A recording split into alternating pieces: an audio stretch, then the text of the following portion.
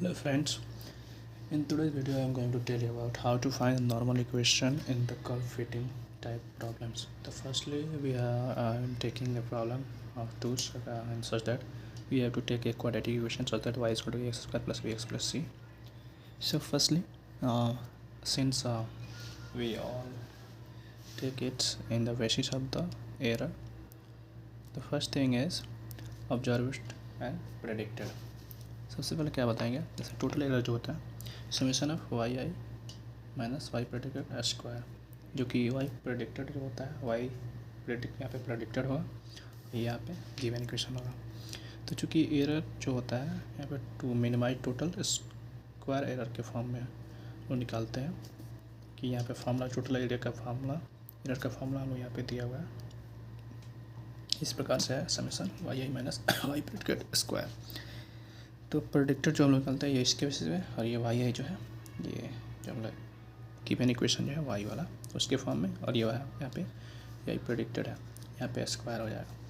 तो सबसे पहले हमें इसको समेशन इस फॉर्म में इसको निकालना होगा। तो यही जो यहाँ पे एरर हो जाएगा, और ये अपना गिवन इक्वेशन है। तो यहाँ पे सबसे पहले S equals to total square error, यहाँ पे एस हो जाएगा, S equal to summation Y I, और ये जो गिवन इक्वेशन है ये हो जाएगा। तो सबसे पहले चूँकि यहाँ पे जो है तीन वेरिएबल्स यहाँ पे दिए हुए हैं ए बी और C, Y equal to X square plus B X plus C, तो हम लोग को तीन बार पार्शियल डिफरेंशिएशन करना होगा। एक पहला जो ए के रिस्पेक्ट में, फिर दूसरा बी के रिस्पेक्ट में, फिर तीसरा सी के रिस्पेक्ट में। ऐसे ही मतलब कोई भी इक्वेशन अगर दिया रहेगा Y equal to X plus B भी दिया रहे, उस इक्वेशन में हम लोग जाओगा Y equal to X plus B, तो वहाँ पे दो वेरिएबल आएंगे तो उसमें दो बार करना होगा। इस बार से हम लोग करना होता है। तो फिर नेक्स्ट जो है अब हम इसको जब ए के रिस्पेक्ट में डिफरेंशिएशन करेंगे तो हम लोग को नेक्स्ट ये इक्वेशन जो है मिलता चला जाएगा। ठीक है, तो यहाँ पे चूँकि एरर वाला फॉर्म जो हम लोग को यहाँ पे स्क्वायर लगाना ज़रूरी हो जाता है, तो जब हम लोग इसको जब पार्शियल डिफरेंशिएशन करेंगे तो यह चेन रूल का यूज़ करना होगा। फिर चेन रूल की मदद से हम लोग इक्वेशन को सॉल्व करेंगे, फिर -2 आ जाएगा, और ये जो आगे का फॉर्म है ऐसे रहेगा -2 समेशन एक्स आई जो है चेन रूल के वैसे है यहाँ पे, और ये गिवन इक्वेशन जो अंदर वाला इक्वेशन है सेम टू सेम वैसा ही रह जाएगा।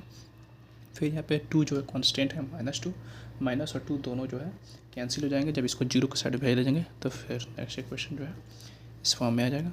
जब हम इसको एक्सपेंड करेंगे फिर, और इसके बाद एक्सपेंड करके एक्सपेंड में समेशन वाले को सबको इंटू कर देंगे, फिर इसको रीअरेंजमेंट आएगा।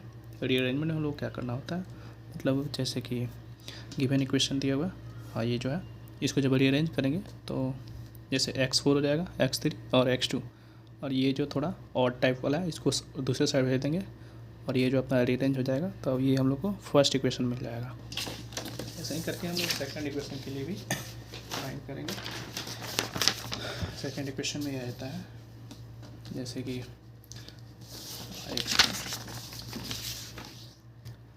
सेकेंड इक्वेशन अपना ये है क्या, जब इसमें हम लोग क्या करेंगे बी के रिस्पेक्ट में इसको डिफरेंशिएट करेंगे, तो सेम फॉर्म हम लोग यूज़ करना है minus Y I minus Y predicted square, और फिर हम लोग को नेक्स्ट हम लोग को इसको एक्सपेंड करना है, फिर इसको रीअरेंज करना है सेम टू सेम।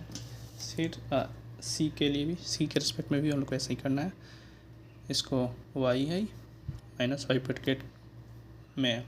प्रेडिक्टेड में, और फिर इसका होल स्क्वायर, फिर उसके बाद से इसको चेन रूल से डिफरेंशिएट करेंगे, -2 बाहर आ जाएगा, फिर इसको इक्वेट टू 0 करेंगे, इक्वेट टू 0 करने के बाद ये हम लोग को बाहर चला जाएगा, फिर ये फॉर्म आ जाएगा। और ये वाला जो फॉर्म है मेन थोड़ा इंपॉर्टेंट है, मतलब जस्ट एक पॉइंट पे समेशन ऑफ सी, क्योंकि समेशन ऑफ सी को n टाइम्स कर रहे हैं हम लोग, सबको जो है यहाँ पे समेशन ऑफ जो भी है इसको n टाइम्स में किया जा रहा है। n यहाँ पे n इक्वल्स जो कि summation C equal to N C हो जाएगा इसके वजह से, और चूँकि n हम लोग को गिवन रहता है टेबल में, तो टेबल के बेसिस पे ही हम लोग इसको n को वैल्यू में पुट कर लेते हैं। इस प्रकार से हम लोग को नॉर्मलाइजेशन ऑफ इक्वेशन निकाल लेते हैं। Okay, thank you.